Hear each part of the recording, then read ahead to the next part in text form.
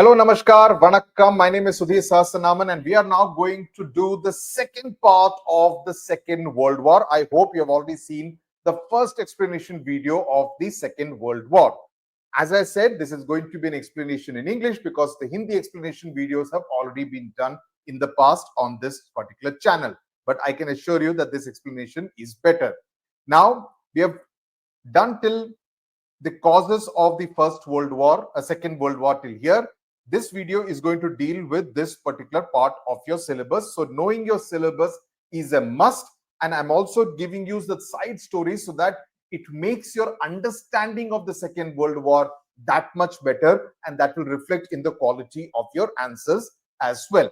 Now, you need to understand that by now, the two sides have stacked up subsequent to Germany's invasion of Poland on the 1st of September 1939. So what were the two sides? On one side, you had the Allied forces that included Britain, France, Soviet Union, with support from the USA. Remember, even though a pact had been signed between Germany and Russia, it was not really followed. So Soviet Union was on side of Britain and France, and the Axis powers mainly were Germany, Italy, and Japan in the far eastern part of the globe.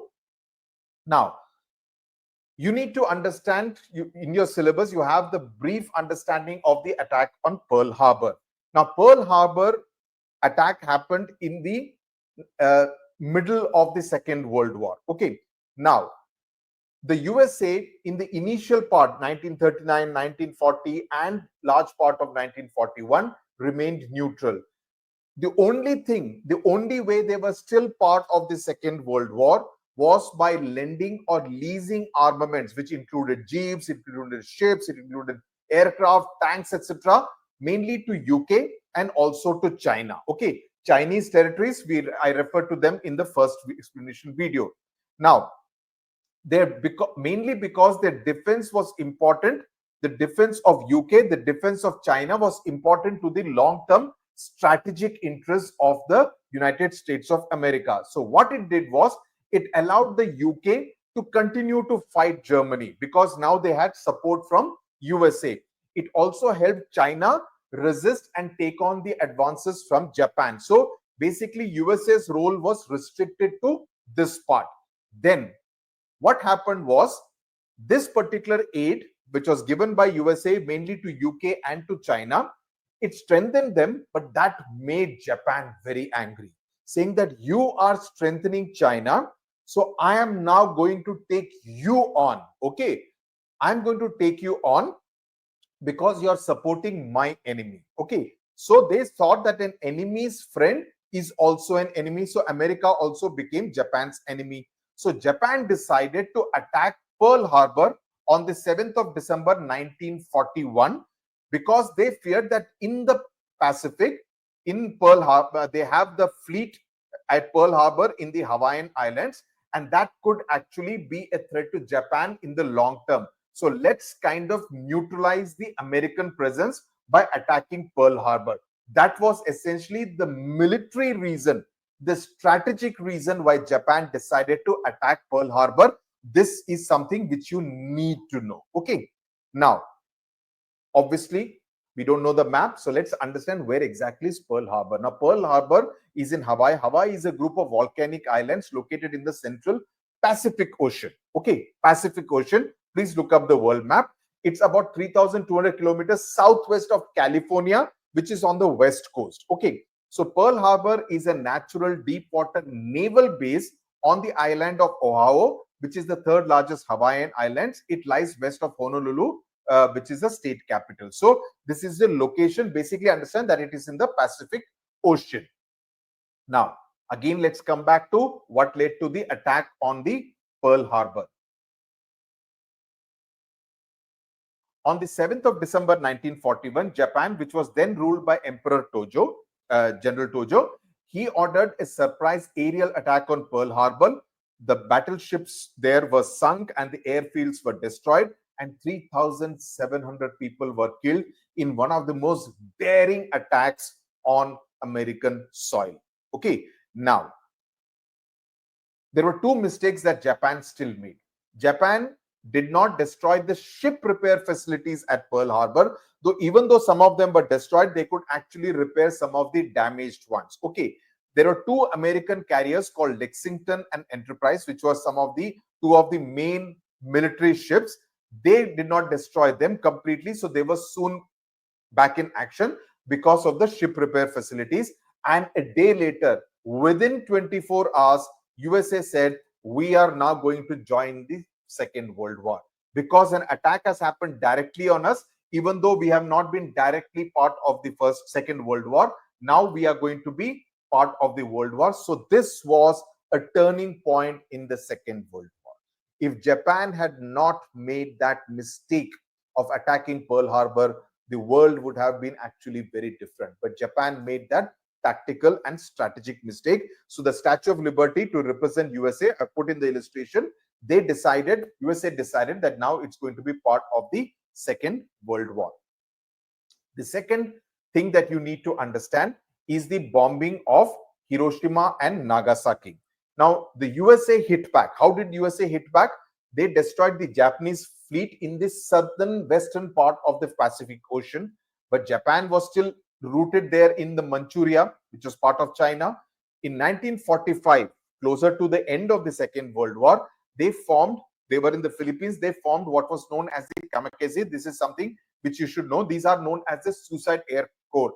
Pretty much like, a plane goes and hits somewhere and it's a suicide mission, and they end up destroying a lot of people, killing a lot of people.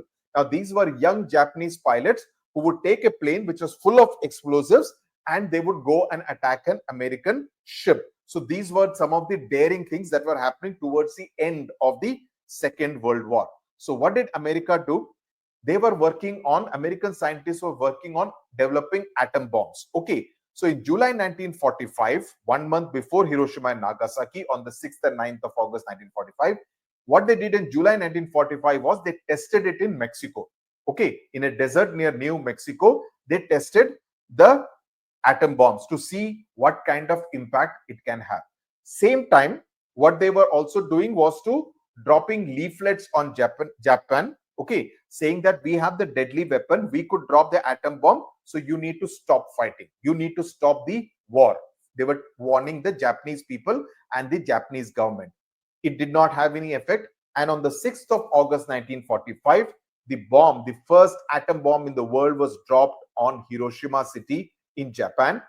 They killed 80,000 people immediately, but subsequently, because of infections, radiance, injuries, burns, etc., the total toll in Hiroshima was 140,000 people. Okay, and it destroyed more than half the city. There is a memorial at Hiroshima. If any of you get an opportunity to go to Japan, you should go and do that. That's on my bucket list. Japan did not surrender. 3 days later, on August 9, 1945, America dropped the second bomb on the town of Nagasaki, killing 40,000 people. Later, the death toll increased to 70,000. Now that was enough. On 2nd of September, that is exactly 6 years after the First World War, when Hitler marched into Poland, Japan decided to surrender, and with that, the Second World War came to an end.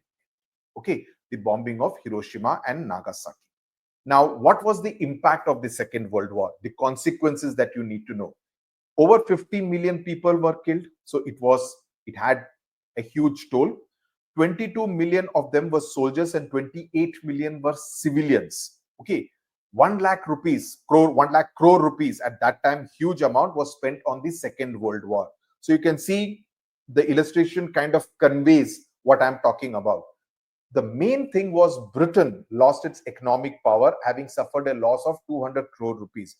That was one of the reasons why Britain, UK decided to leave India within 2 years of the end of the Second World War, because they realized they were no longer the economic superpower. They could not hold together and continue to colonize India, which is why the independence also happened. So this was also some kind of an indirect reason for the independence of India less than 2 years later. Now, when we're talking about the consequences of the Second World War, we need to talk about the defeat of the Axis powers. We need to talk about the formation of the United Nations, and we need to talk about the Cold War. Okay, So that is something which we need to talk about. So the first part, defeat of the second of the Axis powers, and you can see the second part of the bottom part of the illustration. It kind of conveys something very strongly. Post 1942, that is after Pearl Harbor and USA getting into thing, Germany, Italy, and Japan started to suffer losses, because once USA also got involved, superior air power, superior military power, superior naval power, they realized that Germany, Italy, and Japan, which were part of, they were together, the Berlin, Rome, Tokyo axis, they began to suffer losses. In 1942, the Allied forces recaptured all the territories in Africa that had been lost by France. They defeated Italy, they defeated Germany. And Germany surrendered in May 1945, that is June, July, August, September, 4 months before Japan, and Hitler killed himself by suicide. Okay, he shot himself. That's another interesting story, and I will tell you, which is why I put a revolver also in this particular illustration to show what happened to Hitler. Now, this is to show how the newspaper headlines read in May 1945. Adolf Hitler shot himself on 30th April 1945 in his underground bunker in Berlin. Subsequently, Germany surrendered, even as Soviet troops closed in. Okay, Soviet Union was part of, Russia was part of the Allied powers. Now, most of the historical accounts at that time, and this is very fascinating for anyone who is a student of history, they say that he bit into a cyanide capsule which kills almost immediately, and then to ensure that that did have its effect, he also shot himself dead. Also, his wife, his partner, also killed herself, ensuring death, and his body was burnt so that it's not captured and displayed by the Allied powers. So that's what Adolf Hitler did in April 1945. Now, what happened to the defeat of the Axis powers? Japan was asked to surrender. That was during what is called the Potsdam Conference in July 1945. It refused. Then USA dropped the 2 bombs on Hiroshima and Nagasaki. And finally, on the same conditions, it surrendered on September 2, 1945, as you can see in the right hand side of the illustration. Earlier, they said no, and then the bombs were dropped, and then they surrendered. What happened to all these countries? Let's go one by one. What happened to Germany after 1945? The first thing, and this is something which you need to know, that Germany was divided into different countries: East Germany, West Germany. Okay, so the British zone was to the west, the Russian zone was to the east, the American zone in the center, and the French zone in the south. In your textbook, it is divided in that part, so please do have a look at the textbook. And different armies of these 4 countries control the different zones. Then there was the Federal Republic of Germany, which was known as West Germany, that was administered by UK, USA, and France, with Bonn as the capital. This followed the more capitalist ideology, okay, more industry-friendly country. Whereas the East Germany was known as GDR, the German Democratic Republic, that was under Soviet Union. It had East Berlin as the capital. This was known as the communist ideology bloc. Nazism came to an end, and many leaders of the Nazi party were killed. They were executed, either shot or hanged, right? So that was done. So this happened to Germany, and this is the Nazi symbol that was completely demolished. What happened to Japan? That was another country which was extremely ambitious and aggressive after 1945. American forces actually occupied Japan till 1952. It was under the control of the USA. All colonies that were acquired by Japan since 1895, they were taken away, and the Emperor of Japan, Hirohito, was reduced to a constitutional monarch. The Japanese armed forces were disbanded, and the country was forbidden to maintain an army for warfare. So pretty much like the conditions which were imposed on Germany under the Treaty of Versailles, they were imposed on Japan. Okay. What happened to England and France after 1945? Now you see this thing, the lion is there on the crest of arms of England, and the rooster is seen as some kind of an unofficial symbol of France, which is why these illustrations, and the eagle symbolizes the USA. Now USA emerged as a superpower. Okay. On the other hand, USSR emerged as a superpower, and England and France, their economic power went down as a result of fighting 2 world wars, World War I and World War II. And USA became the most powerful country along with the USSR. Then The other major impact consequence was the formation of the United Nations. There were the three big leaders, that is Roosevelt of the USA, Churchill of Britain, and Stalin of USSR. They met in Yalta in February 1945, and then they said that, okay, we will meet again in San Francisco and we will draw up the charter of the United Nations. We will read about that in detail in the United Nations chapter. Okay, now this is important. What exactly was the Cold War? Now USA and USSR were the two blocks, right? Now there are smaller countries. The pressure was there on the smaller countries that you should be either be pro USA or pro USSR, right? Countries like India, which refused to be either pro USA or pro USSR, formed the non-aligned movement, about which we will study in the non-aligned movement chapter. But basically what happened was, even though these two countries fought on the same side, they were together in the Second World War, France, UK, USSR, Russia and America. But by the time the war ended, there were hostilities between the two, and that was known as Cold War because there was no actual battle. So, but it was some kind of a Cold War happening. Hostility came to harmony reduced, and hostility came to the fore because of ideological differences. Because USA was very capitalist, and USSR was essentially, the communist ideology. And Bernard Baruch, okay, he was an American businessman and financier. He used the term Cold War for the first time. So in case if you get a question, who coined the term Cold War, it is attributed to Bernard Baruch. So if you are asked the definition of Cold War, or at least you should understand, it is a state of tension between countries, between two countries, where each side developed policies designed to strengthen myself and weaken the other party. But this does not involve an armed conflict. This does not involve a military conflict. It is essentially without the use of arms, but I would spy on you. I would do things which will weaken you, strengthen me, but that will not involve army, air force, or navy, right? So that's what I will include many more countries under my fold so that, my side becomes stronger. So it is an atmosphere where there is no armed struggle, but the rivals continue to maintain their peace. I will have the ambassador to the USA, I will have ambassador to Russia, the USSR, but there will be different kind of underhand dealings also happening in terms of no military conflict, but spying, etc. All those kind of things will happen. So it will be hostile, but overtly we will be friendly diplomatic countries, okay, with diplomatic relations. So it also involved an arms race. So both of us will continue to kind of hoard our arms.